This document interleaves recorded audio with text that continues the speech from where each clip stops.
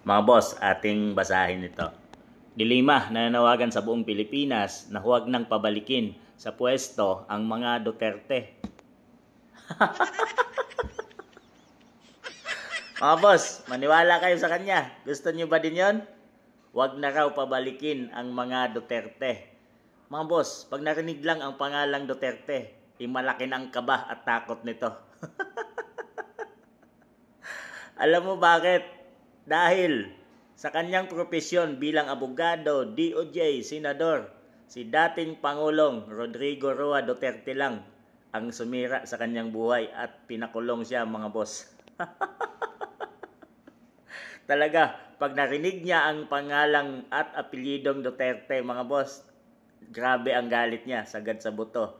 At talagang nanginginig na siya na kung sakaling may bumalik sa pwesto sa pinakamataas na katungkulan ng mga Duterte, ay kinakabahan na tong babaeng to, mga boss. Dahil sigurado, baka mabumalik na naman siya sa kulungan, mga boss. Ngayon ay na-acquit siya sa kanyang kaso, no? Dahil sa panahon ni PBBM.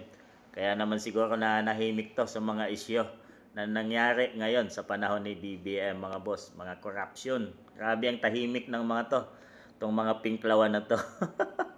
Pero sa mga budget ni BP Inday, grabe ang ingay ng mga to, mga pinklawan na to, mga boss. Talagang sagad ang kanilang galit sa mga Duterte.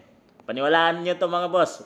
At nananawagan siya sa buong Pilipinas na wag nang iboto or pabalikin ng mga Duterte.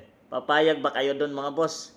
Iyon ang gusto ng mamamayang Pilipino.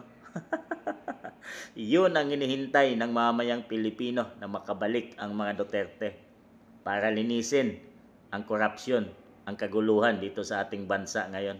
Grabe na, mga boss. Kinakabahan na to dahil nalalapit na ang 2028 election. Kahit siguro nakakulong na si dating Pangulong Rodrigo Roa Duterte sa ICC ngayon, mga boss, no?